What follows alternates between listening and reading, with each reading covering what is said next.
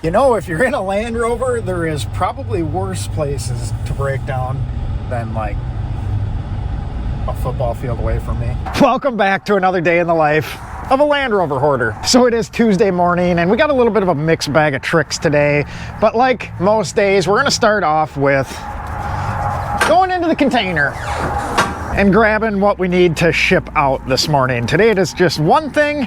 We had a few orders late last night that we boxed up while we were here, so that worked out. We're starting to run through some of the stuff off that P38, and that's moving along nicely, which is good. We need that thing to be gone. I want it out of my life and just a mere memory. We're kind of ramping back up some of the parts and collectibles sales, and I really should probably set up another shipping station in here. My process that I'm doing now out of here worked when we were doing a couple things a week, a few things a week, but now that we're doing a few things a day, it's just kind of not as efficient as it could be. You know, wrapping stuff in my lap. And once again, used parts get recycled boxes and newspaper. So in my office at the old house, I had a little shipping station set up.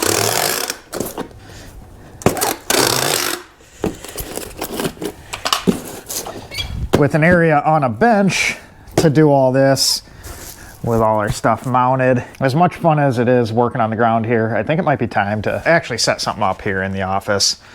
We just have to rearrange a few things that are laying around. I don't want to get rid of my partial RO machine that's staying. That's kind of a cool wall art, but maybe we can do something back there. That'd make this a little easier. Then we just weigh it and get our label printed. And that just goes into the to-go pile with the rest of them. Then we got a little shirt order with some stickers, so we'll slide the stickers inside there. And you just never know what else we might throw inside. Who doesn't need a drift style Defender? I'll tuck that in. And as always, so they know where it's coming from. And that should complete the stuff we have to mail out, at least so far. Hopefully we have more stuff that comes in this afternoon. It's always good. Then before we get started on the day, we just have a couple quotes to take care of. And another thing to kind of handle, something I've never had to handle before.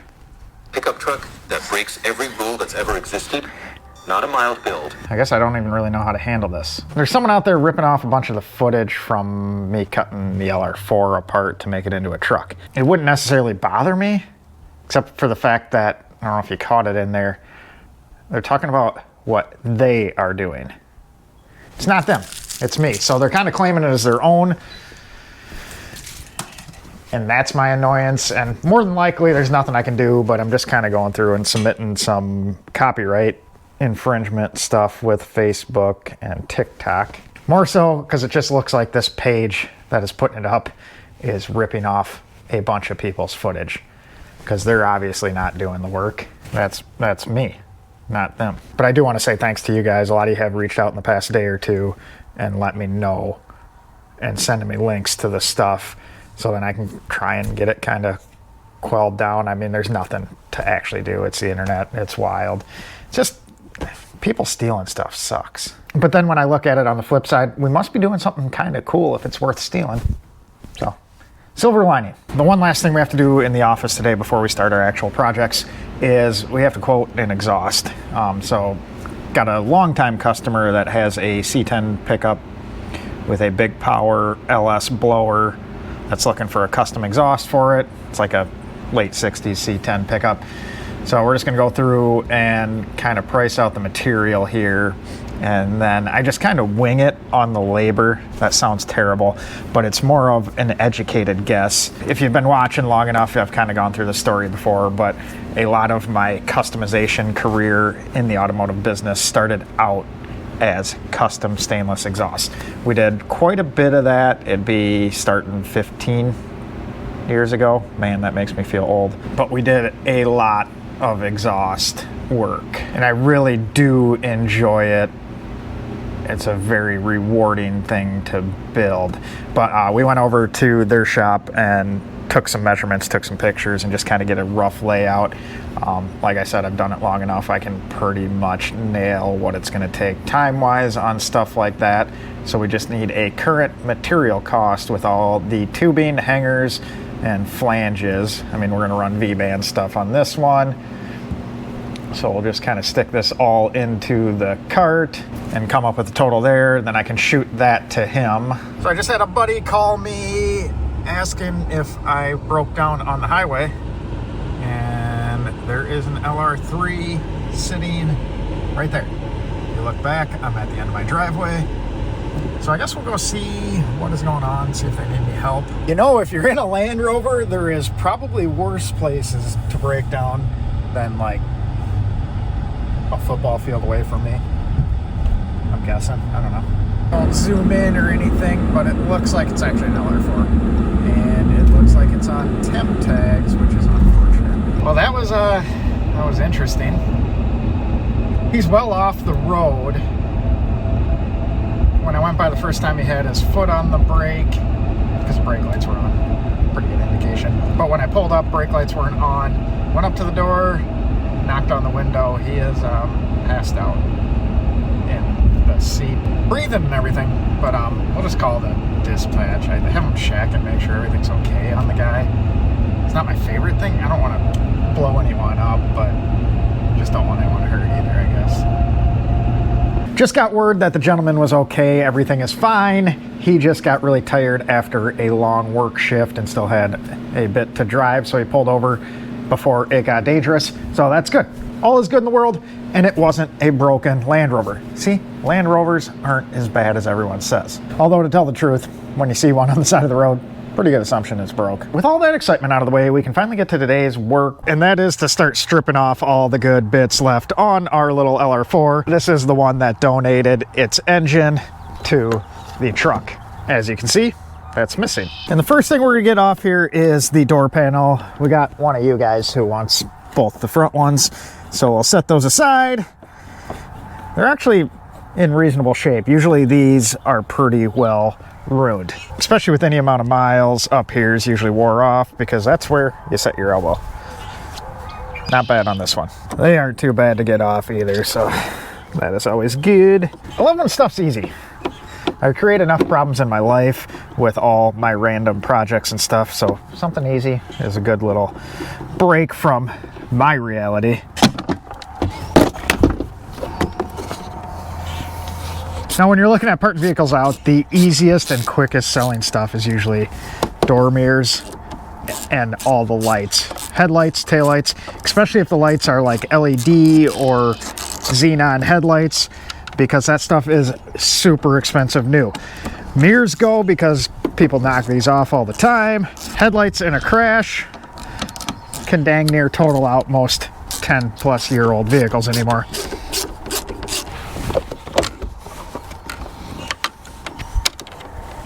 So the lights and these are usually the first thing I go after grabbing, just because these are the easiest things to picture and list, and then they usually sell within a couple weeks, depending on what kind of vehicle it is. Before I forget, we're gonna take a break from tearing apart the LR4 and swap this guy on. I don't know if any of you caught the last video or the ongoing saga that this thing has been. So this is a Langmuir Titan 25T CNC press brake. It is meant for bending metal. We purchased this nearly a year ago, and up until we made the toolboxes for the LR4 truck, it hasn't really worked well. It did a great job on the toolboxes, but then last video we went to make our little closure panel for the back of the LR4, and it started messing up again. And it took about a half hour to make one bend because I had to keep flipping it on and off and resetting everything to get it to bend. So to tell you the truth, I'm just kind of fed up with the thing. So I want to grab a couple videos of what it's doing, maybe some pictures, and we're going to send all the info into Langmuir. Hopefully they take care of it. Ideally, I would just like to send this thing back and either get a new one or just money back and find a different solution for bending, because we've thrown a ton of parts at this. I've had to troubleshoot for nearly a year. They've sent me everything to fix it, for free. I'm not complaining about that. Poor guys have been very helpful, but it's just never worked right, and I think it's just gone to the point of a poor taste in my mouth. So we'll grab a couple pictures of this and shoot that on over to Langmuir and see what we can do about it. It's just painful. You go buy something brand new, not expecting the issues. I'm fine with issues on stuff when I buy old stuff, but it just shouldn't be that way on this. And I'm guessing that now that I want to grab video of it messing up, it's not going to. But we'll see. Yep. Good. It did. All right, so we'll play with this. We'll send that over to them. See what we hear.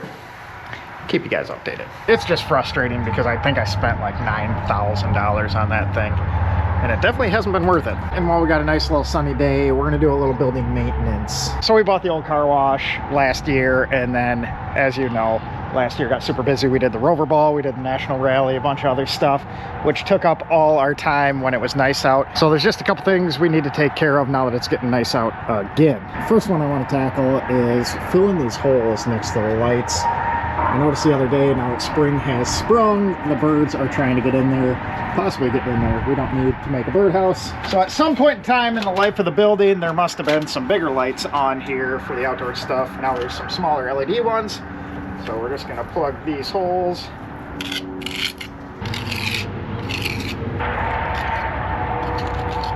So there's 2 on the front, 1 on each side. I believe 1 on each side. And 2 in the back, so we've got 6 more of those to do. We'll knock those out quick.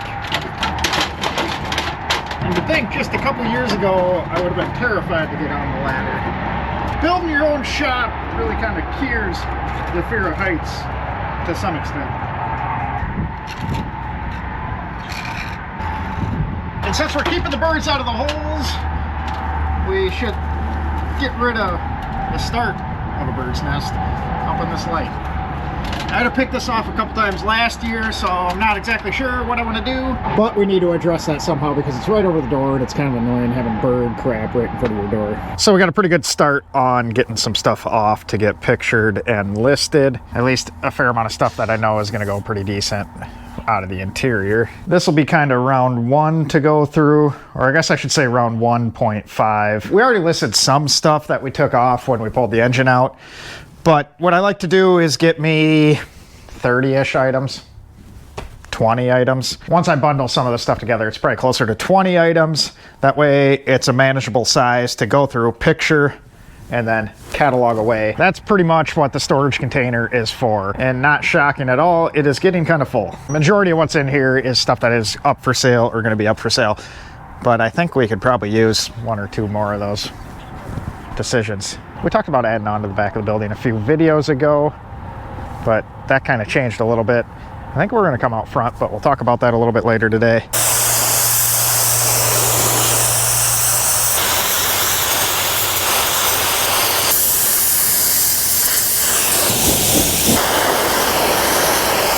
Of course, when we want to talk about the addition, the wind picks up, so sorry about that. Obviously, I don't control the weather because I wouldn't be sitting here complaining about the weather. I would just make it better. Originally, when we talked about the addition, I was thinking going out back. I even had a very nice drawing of it. My biggest concern though was this. Our utilities, including gas and electric, come in to where that addition would be, which would be quite a bit of cost to relocate that. The electric, not so much, because that comes in from the pole aerial wise, or in the air. But the gas comes underneath in the ground. So we'd have to dig it up, rebury that, figure out what to do there. But on the video that we were talking about it, Dan from Flawed Off-Road had a good idea. He's like, why not go out front? I don't know why I didn't think of that. So I think if we're gonna add on to this place, we're gonna do it out front. I got some quotes to do a 30 by 32 addition, which would be right at this point, back to the wall. So we'd leave these 2 doors exposed. That would stay the same. Then we would go over towards the grass and square it off with the building. That would allow us to have a normal gable truss going into the roof, kind kind of just have a peek this way, which would actually look kind of cool and make this look like less of a car wash, even though I like the car wash. But it'd give the building a little bit of definition having the L shape instead of like a lean-to off the back. It just look much better. And we're kind of going with 32 feet because that gets us to where we can still manage the drainage of the entire lot. So everything kind of funnels to this area here and out to the grass. So we wouldn't have to rework everything. We would just have to come out this way, re-slope that a little bit, because after all, this is just an old car wash. It is a very useful building and it is working perfectly for what we're doing now, but it's never going to be the Taj Mahal, so we have to keep our spending in check if we do something. It just doesn't make sense to spend more than we paid for the building adding on to the building. And just for size reference, that 30 by 32 would be roughly what we have on this side of the shop. So the side with the hoist and the cars is about what we'd be adding on, which would free up a ton of space in there. And we could probably add another hoist, but we could also just spread out the machine shop side of stuff into here a little bit and have some more covered storage for certain vehicles and maybe customer vehicles if they show up. So just kind of getting all the quotes in and figuring up what that would cost, time frame on everything, and just need to decide what we want to do. Do we want to stay here long term? If we ended up keeping the building, that would also add in future rental price, because it would move to about 2,700 square feet, which is a decent sized place. So undecided, but that is just where we're sitting on that. It would be nice to have another 1,000 square feet roughly sitting somewhere around here. Would make life much easier, and I'd spend less time pushing stuff around. But once again, that is my own fault because I keep buying things, especially things that are big. And we're gonna finish our day off with an oil change. It dang near pains me to have this halfway into the shop, and it's only halfway into the shop because we still have half of an LR4 sitting there because we're waiting on our little applicator gun yet for the panel bond. We have the panel bond itself, just no way to squeeze it out. But no, Jamie's heading out of town and she plans about just as well as me and needs an oil change before she goes. At least everything's easy to get to on this guy. And we have a little bit better weather than last week. It's 10 o'clock at night and it's still 45 degrees, I think. So that's better than having to plow snow. And while we wait for the oil to drain, we'll just kind of check out everything else under here. Take a peek at our filter. I'd say that's about as good as it gets. Pop that back on. We just checked this thing all over 4,000 miles ago too, so there's not going to be a whole lot wrong, but we'll give it a once over before it leaves town. You know, what's wrong with a half normal hose clamp? Got this thing that just came apart. Don't worry, Toyota, we'll reassemble your hose clamp that just ejected itself into pieces. And people say Land Rovers are junk to work on. I don't even know what happened here. There, reassembled a hose clamp. That's gonna take longer than the oil change. These are the cutest little oil filters I've ever seen in my life. You would think it's for your lawnmower, but no, it's for your Toyota. Look at it. I don't have big hands by any means. I have quite small hands. And it still looks tiny. Throwing that into a jug seems like a tomorrow problem. And we'll finish the day off just like we started, although a little bit darker. That's going into the container. We sold a set of Porsche coilovers, so we'll get these into the office and box them up in the morning. I think that is a good place to stop today. It's a little after 10 o'clock. We got a fair amount done. At least the oil change is done in the RAV4. And most of the stuff that we took off is pictured and taken off Chet's couch. We'll stick this stuff on the shelves in the morning. But with that being said, appreciate you guys watching, appreciate you subscribing, and we will catch you on the next one, which should be Sunday, the main video, and that should be the LR4. Gluing that cap on, I suppose, as long as the rest of this stuff comes.